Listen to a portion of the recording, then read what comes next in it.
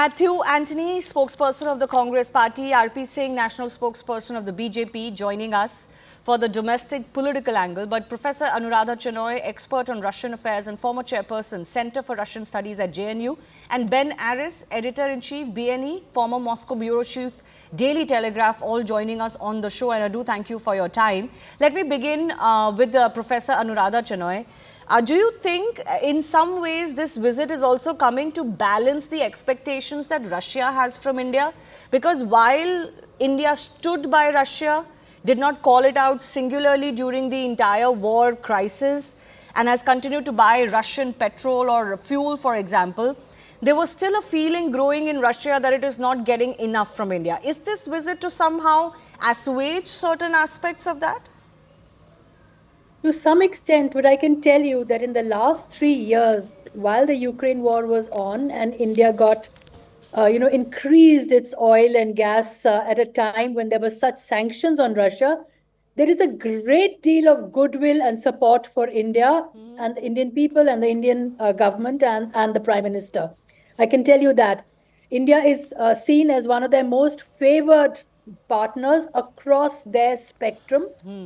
And they're very grateful because India has kept this going. And this is the second time it's happened. When the Soviet Union collapsed, again, in the defense imports that India took, it kept their economy fairly stable. And this is the second time. So, and in a sense, it's a payback for what Russia has been doing for India whenever there is any kind of issue, conflict. So, this is a very conflict-free, it's a very old relationship. This is a process. And this visit, I think, is particularly important given the geopolitical aspect and the fact that both President Putin and Prime Minister Modi are just newly re-elected into their term. Yes. So it's a very important visit. BenAris, how is this being looked at in Moscow? I think they're going to welcome Modi coming, that the West has been trying to isolate Russia rather unsuccessfully. They just had the Swiss peace summit a few weeks ago. And there the idea was to invite, as many of the international community, particularly the global south, to that in order to show that Russia was isolated. That summit failed because 100 people turned up, but key players didn't. India sent a minor representation. China didn't go at all. And the fact that you have a major world leader coming to Moscow and talking to Putin is very important to show that Russia is not isolated. We just had yesterday Orbán, the Hungarian prime minister, in Moscow, and that caused an absolute outrage, outcry in Europe that he would go, a European Union member would go and meet with Putin. And so the fact that Modi's coming the next day and there's none of that criticism is very remarkable. It shows, I think, that Putin and the global south, the emerging markets, are actually kind of united. And this attempt by the West to isolate Russia in particular is not working very well because, as your previous guest said, the relationships between Russia and India are old and remain very good. They're doing a lot of business together. But having said all of that, I think Modi's particularly interesting because he's playing the mediator, the voice of reason within what is becoming increasingly tense relations between East and West, and that he and India are, of the BRICS, the ones that maintain the best relationships with the West. And so he can talk to Putin, but at the same time, he's still welcomed in the West as a moderate figure, someone who's looking more to economic goals rather than military goals or a geopolitical clash that's brewing between the US, Russia, and China. I want to go across to Matthew Antony of the Congress Party joining us. Sometimes the Congress faces this criticism that you criticize virtually anything that the Prime Minister does or his government does purely for the sake of criticism. But in this case, for example, Jairam Ramesh took to X and questioned the stagnation of Indian exports to Russia. Overall, if you look at the India-Russia trade in 2013, financial year 2013, when the UPA was just on its way out, it stood at $6.94 billion US. Today, it's at $49.36 billion. That's an increase of 600%. So is it nitpicking and hair splitting just to kind of highlight one subset of the data while not looking at the larger picture? Shivani, thank you for taking me to the show, and to all the viewers.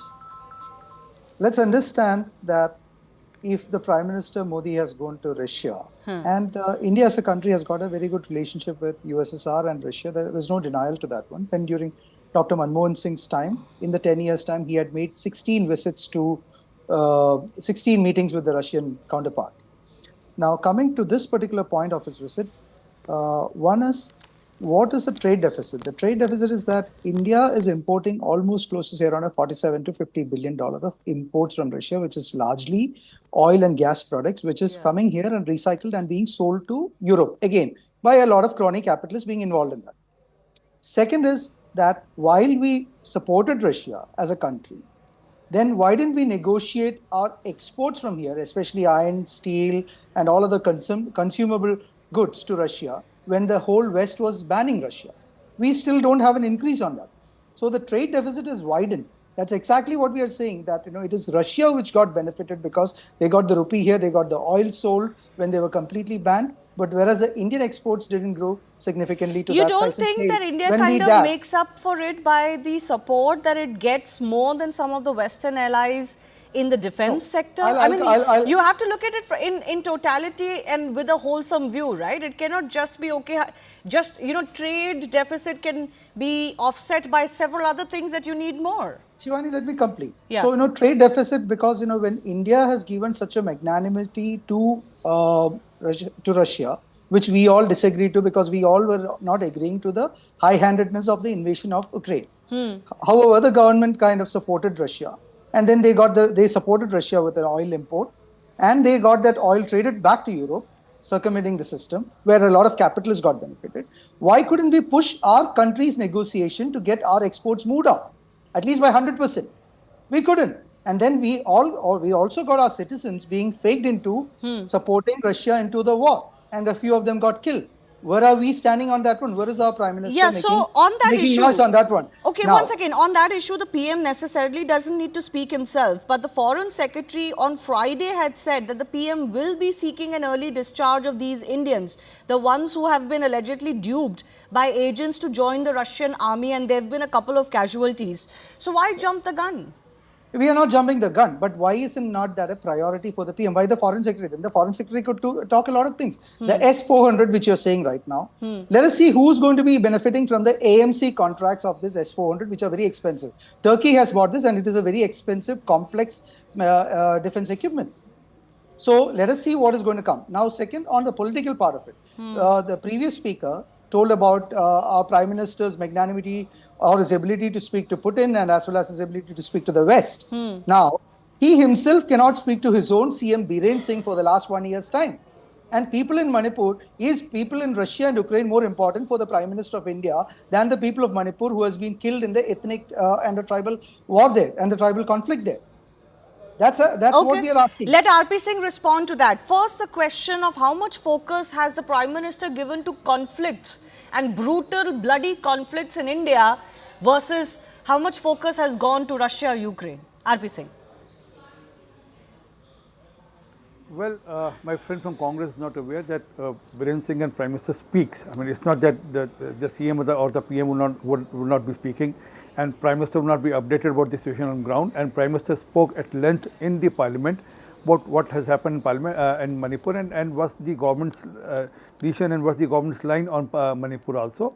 And things are much better than what they were a year back. Today schools are open, today colleges are open, today markets are functioning, today government offices are working.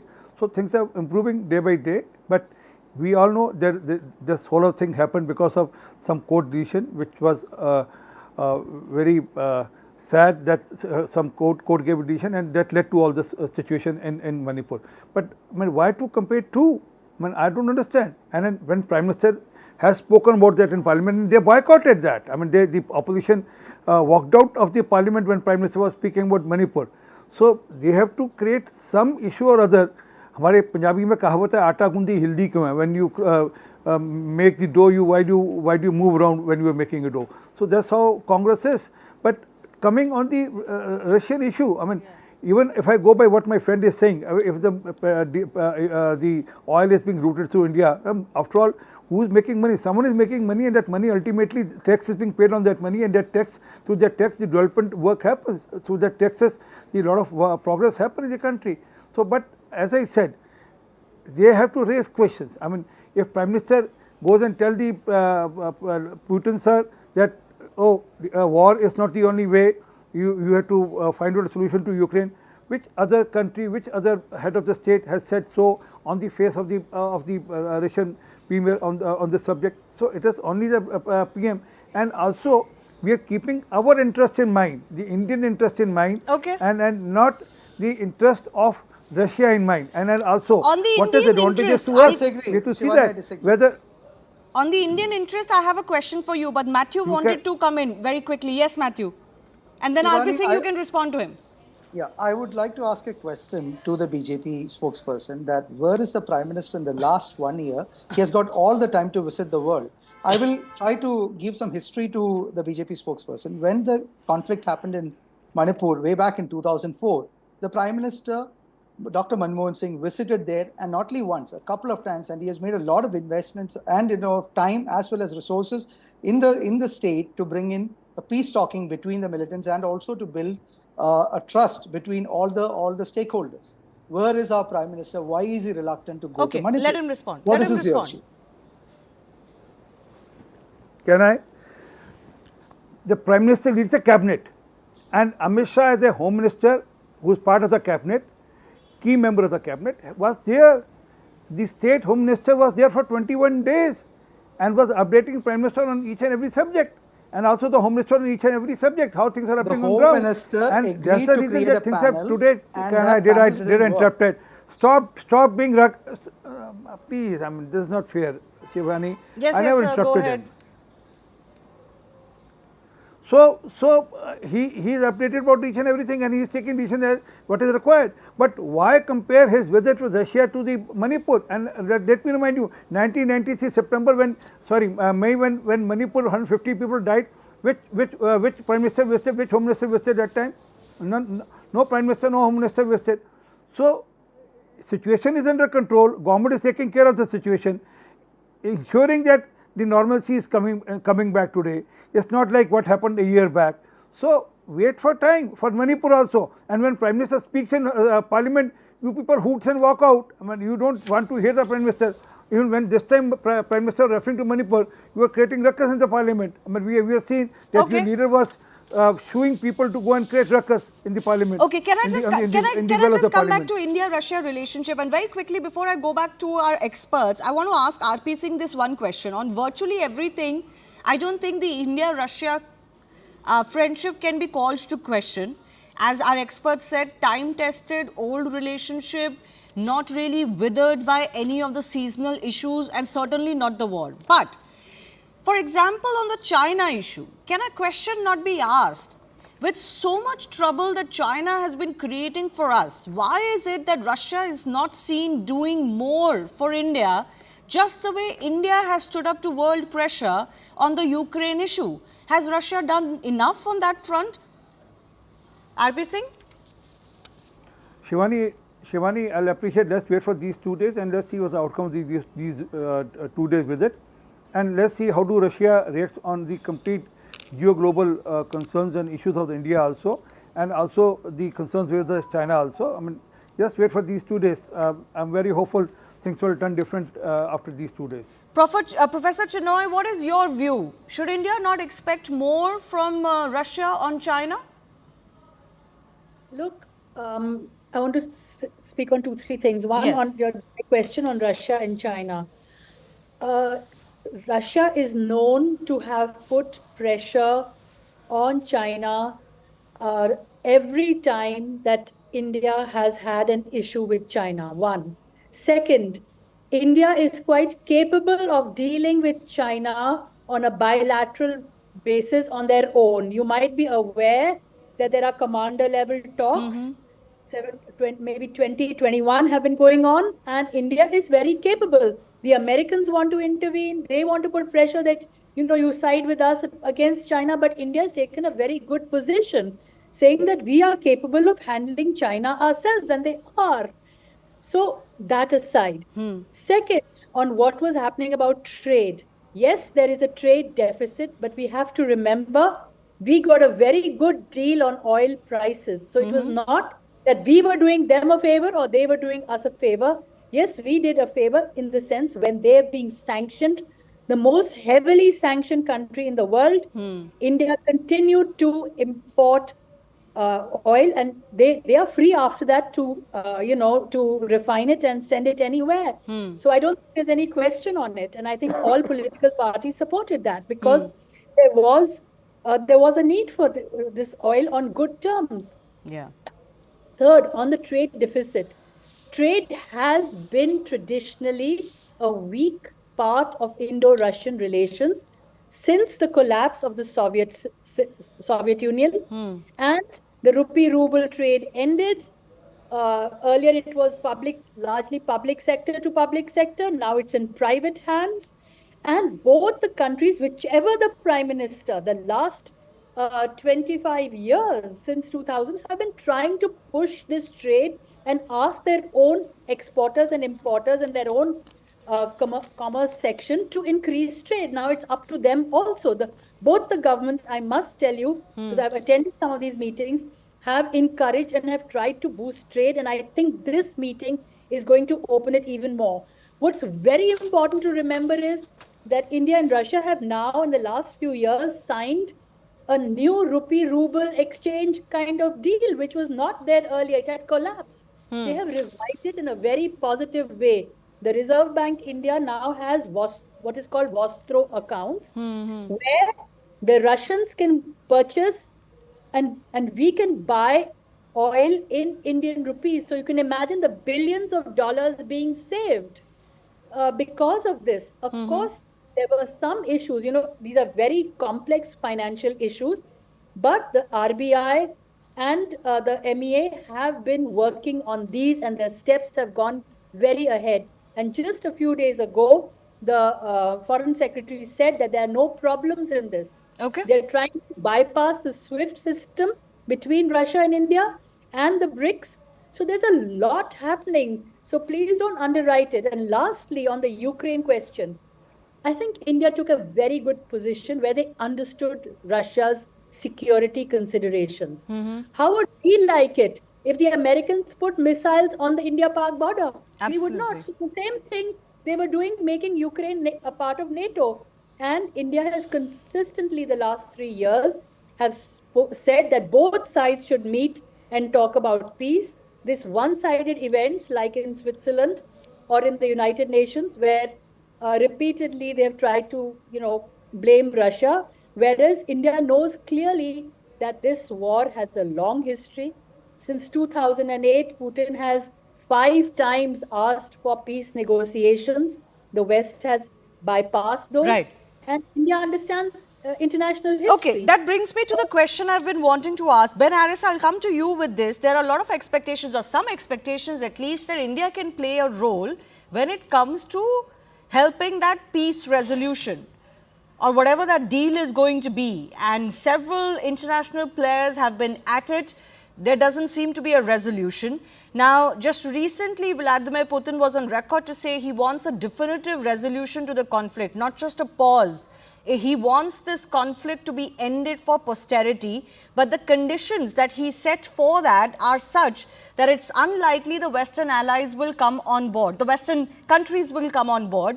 What role could India play in this? Do you see India playing any role in this? Absolutely. I think, all of your guests have alluded to the deep and long friendship between India and Russia. But all these relationships are built up, they've been bilateral. And what we're seeing now, and what makes this trip by Modi to Russia so interesting, is that we're seeing all of the global south, these new markets, India, China, Russia, they're starting to act in a concerted way together. And they're building a united or coordinated group that is not part of the West. The West has always looked down on the emerging world as like junior partners and people to be bossed around. And I think what we've seen this whole conflict catalyze is that, the larger part of the world's population, and now on PPP terms, the larger countries in terms of value, are coming together and they're starting to act together. And so they have shared interests, and therefore Russia is going to listen to India. And Modi, what he's doing there is deepening these ties, but deepening it in the context of the BRICS. And so there's a triangle there between Russia, China, and India. And as you know, the relationships between the three of them are very different, are difficult in some senses. But then there's an interest now of someone like Russia to coordinate and smooth over the relationships between India and China. And the same goes for India is interested in helping smooth over relationships between Russia and the West and end this conflict in Ukraine. And to that sense, India is in a position, unlike hardly any other countries in the world, to have leverage over Putin and to listen and suggest how they might see an end to this. And China's making the same argument that we need to bring this to an end. But as you said, the maximalist position of Zelensky, the Ukrainian president, of, I won't even talk to the to the Russians until they leave the country. And by the same token, Putin's taken an extremely hard line. He's demanding that Ukraine cede 4 regions that they annexed last September, plus the land bridge between the Russian border and Crimea, and of course Crimea itself, which Ukraine dismissed out of hand.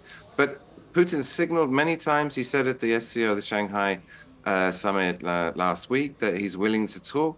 He suggested the Istanbul peace agreement that was signed or agreed in April 22 would be a starting point. So he's indicating willing to talk. And therefore, a negotiation is possible. But at the moment, the West are just like, talk to the hand. We're not even going to... Can I very quickly, BenAris, I'm almost out of time, but maybe in 30 to 40 seconds, if you could sum up this question that is on Indian minds. Just like Russia might be a little bit uneasy with the growing closeness between India and US recently, Indians feel a little nervous about the so-called China-Russia friendship. What can Russia do to assuage India on this front during this visit? I think they have to continue to deepen the relationships. India has become a key trade partner because Russia's reorientated its energy exports, which used to go almost entirely to Europe, and reorientated them, and they're going to Asia, to China, India as the major partners. And also, Putin's vision is now to develop Russia in partnership with the larger part of the world, with India and China and Southeast Asia and Africa. And so India there is a true partner, and the relationship was good before, but now it's going to be absolutely strategic. Okay. And so I think Putin is going to be there with very open ears to what Modi has to say, and there's significant business between the two countries already. All right. I'll leave it at that. I do thank our guests for joining us. Some of them will continue for our second debate as well.